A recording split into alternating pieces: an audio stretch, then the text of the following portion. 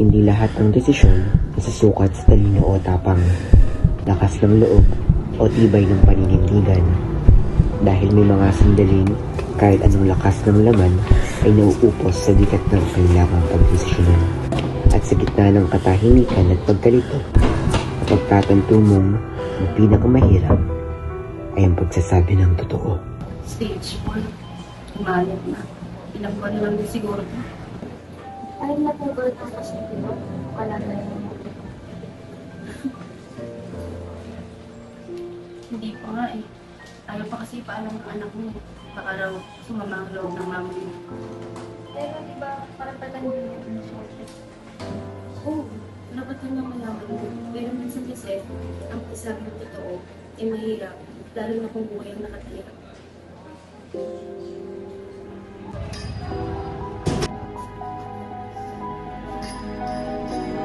Ano, kailangan natin mag-usap. Dok, ayoko po siyang masaktan. Baka pag lalo niyang nalaman yung resulta, baka lalo siyang mawala ng pag-asa. Ana, sa ginagawa mo na, hindi mo pinoprotektahan ng mama mo eh. Ang totoo niyan, pinipigilan mo siyang pumili para sa sarili niya. Dok, ayoko siyang mawala. Huwag mo naman siya ipagkait sa akin. Siya lang yung kasama ko simula pagkabata. Natatakot ako, Dok. Mas mahirap ang hindi sinabi habang may oras pa. Ang totoo niyan, Ana, minsan ang pinakamasakit na desisyon, pinagsabihin ng totoo kahit mas madali ang sinungaling.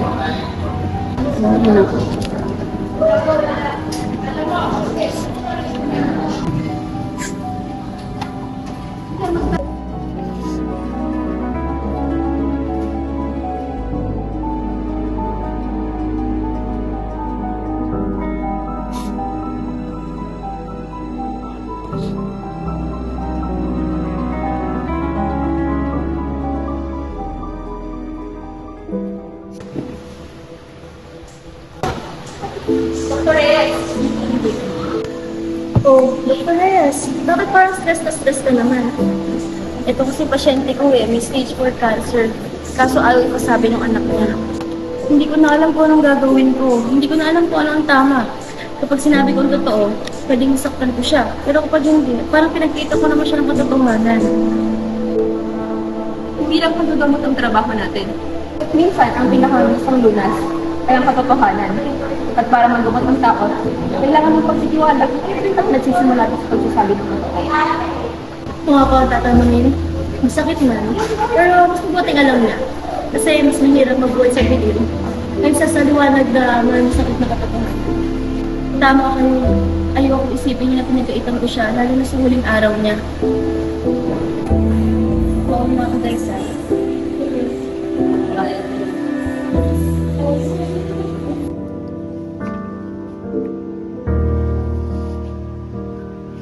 Good afternoon po, Mrs. De La Cruz. Kamusta po ang pakiramdam niyo ngayon? Okay lang naman po ako, Doc. Kamusta po yung mga result ng naging exam ko?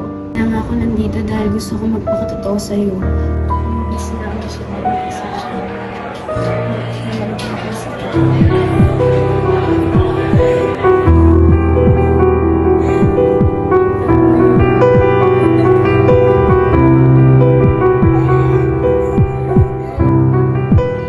Kaya nga ako nandito dahil gusto ko magpakatotoo sa iyo.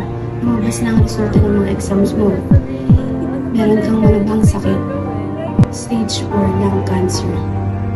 Tanggap ko naman din, Doc. Ramdam ko na rin. At least thank you for being honest. At least ngayon, alam ko na kung ano yung gagawin ko. Nandito lang po kami.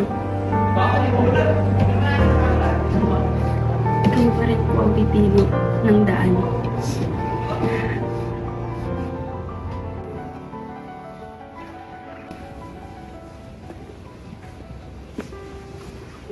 Ang totoo'y masakit, pero ito ang simula ng kapayapaan sa gitna ng gulot kaba. Mas mainam na magpaalam ng may liwanag sa mata kaysa mamatay na may tanong sa dibdib at luha. Umalis siyang alam ang sakit, hindi bigla, hindi bulag, hindi niloko ng pag-asang huwad. Hindi natin siya nailigtas sa kamatayan, Pero naipagkaloob natin ang huling karapatang mahalaga, ang karapatang pumili kung paano haharapin ang wakas. At sa pag-amin ng totoo, doon siya naging payapa, doon siya naging handa.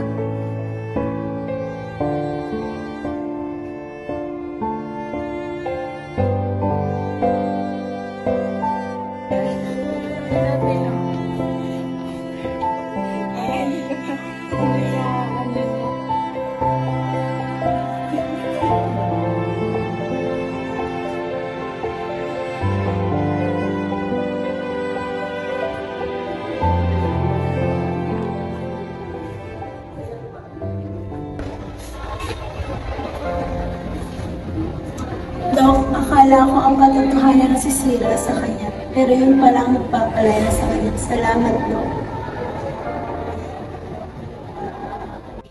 Ang totoo ay masakit, ngunit ito ang dapat. Hindi awa ang kailangan, kundi dangal at tapat. May bigat ang salita, pero may linaw na kapalit. Kaya kung ito ay totoo, bakit natin ipagkakait?